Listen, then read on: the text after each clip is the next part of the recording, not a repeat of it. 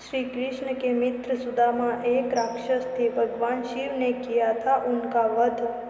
गोकुलवासी श्री कृष्ण के मित्र सुदामा अपनी मित्रता की वजह से शास्त्रों में जाने जाते हैं। शांत व सरल स्वभाव, कृष्ण हृदय में अपनी एक अलग ही छवि बनाने वाले सुदामा को दुनिया मित्रता के प्रतिरूप के रूप में याद करती है। लेकिन इनका एक रूप ऐसा भी था जिसकी वजह से भगवान शिव ने उनका वध किया था।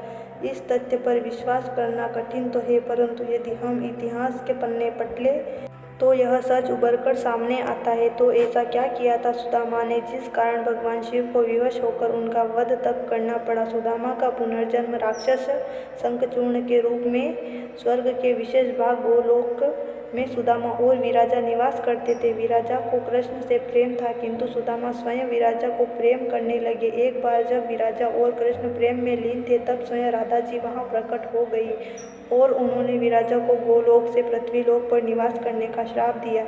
इसके बाद किसी कारणवश राधा जी ने सुदामा को भी श्राप दे दिया, जिससे उन्हें गोलोक से पृथ्वीलोक पर आना पड़ा। मृत्यु के पश्चात सुदामा का जन्म राक्षस राज दंभ के यहाँ शंखचूर्ण के रूप में हुआ तथा विराजा का जन्म धर्मध्वज के यहाँ तुलसी के रूप में हुआ। माँ तुलसी ने विवाह के पश्चात शंखचूर्ण उनके साथ अपनी राजधानी वापस लौट आए। कहा जाता है कि शंखचूर्ण को भगवान ब्रह्मा का वरदान प्राप्त था और उन्होंने शंखचूर्ण की रक्षा के लिए उन्हें एक कवच दिया था। और साथ ही यह भी कहा था कि जब तक तुलसी तुम पर विश्वास करेगी तब तक तुम्हें कोई जीत नहीं पाएगा। और इसी कारण शंखचूर्ण धीरे धीरे कई युद्ध जीतते हुए तीनों लोकों के स्वामी बन गए।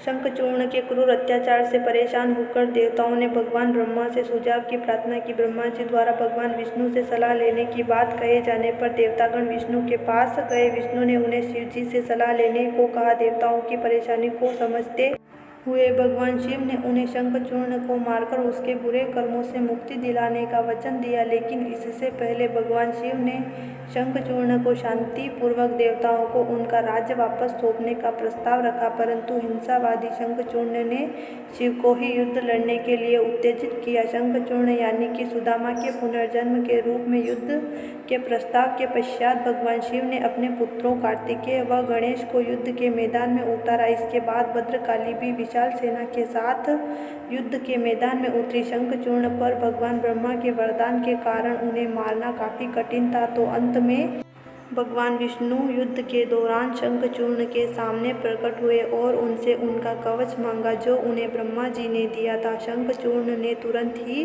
कवच भगवान विष्णु को सौंप दिया। तत्पश्चात माँ पार्वती के कहने पर भगवान विष्णु ने कुछ ऐसा किया कि युद्ध का पूरा दृश्य ही बदल गया। वे शंखचूर्ण के कवच को पहनकर उस अवतार में माँ तुलसी के समक्ष उपस्थित हुए। उनके रूप को देखकर माँ तुलसी उन्हें अपना पति मान बैठी और बेहद प्रसन्नता से उनका आदर सत्कार किया, जिस कारण माँ तुलसी का पातिव्रत्य खंडित हो गया। शंखचूर्ण की शक्ति उनकी पत्नी के पातिव्रत्य पर स्थित थी, किंतु इस घटना के पश्चात वह शक्ति निष्प्रभावी हो गई। वरदान की शक्ति के समापन पर भगवान शिव ने शंखचूर्ण का वध कर देवताओं को उनके अत्याचार से मुक्त किया। तो इस प्रकार से सुदामा के पुनर्जन्म के अवतरण शंखचूर्ण काल विनाश भगवान शिव के हाथों संपन्न हुआ था। अगर आपको मेरे इस वीडियो में दी गई कथा की जानकारी अच्छी लगी हो तो कमेंट में ज़रूर बताएं और साथ ही मेरे चैनल को लाइक, सब्सक्राइब और शेयर करना ना भूलें। धन्यवाद।